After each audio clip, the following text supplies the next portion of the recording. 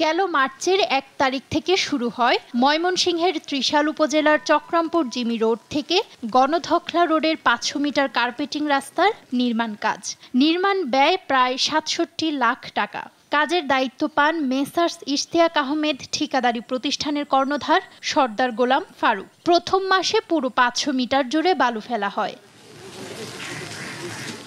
কিন্তু ১ মাসেই বন্ধ হয়ে যায় কাজ। কোনাবাড়ি মোড় নামের জায়গার পূর্ব পাশে সরকারি জায়গা এবং পশ্চিম পাশে স্থানীয় আলাল উদ্দিনের জায়গা।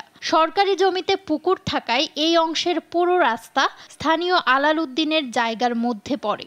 রাস্তাটি হলে ৫% মতো জায়গা হারাবেন তিনি। আমার দাগের জমিন দিয়া ঠিকাদারে বই দেখা এই রাস্তা করতেছে। তবে সরকারি রাস্তা নির্মাণে নিজের জায়গা দিতে রাজি নন আলাল, তাই নির্মাণ কাজে বাধা দেন তিনি। তবে ঠিকাদার বলছেন, জমি জমা নিয়ে দুপক্ষের বিরোধের কারণে রাস্তার কাজ বন্ধ রয়েছে। দুই পক্ষে আগে খুদবার যে সবকিছু করছে, দুই পক্ষে ঝগড়া লাগিয়া রাস্তা বন্ধ রাখছে। রাস্তা খুঁড়ে কাজ বন্ধ করে রাখায় চলাচলে ভোগান্তিতে পড়েছেন কয়েক গ্রামের মানুষ। বাড়িতে বাড়ানির প্রথম রাস্তা, কিন্তু মালিকানা যে জায়গাটা এই জায়গাটা বিরোধী দলেরা রাস্তা নিতে চায়। এই রাস্তাটা হেবা ঘুরে ঘুরে হেবা বাজার লাগে গাড়ি যা হাঁটতে তো এইটা আমরা।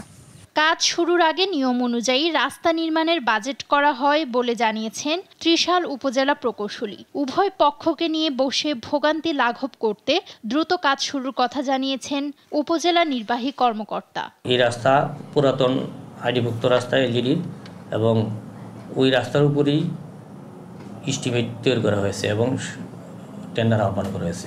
একজন যেহেতু ভুক্তভোগী তিনি আবেদন করেছেন এবং কাজটি বন্ধ হয়েছে, আমরা এটা সরেজমিনে তদন্ত করে দেখব।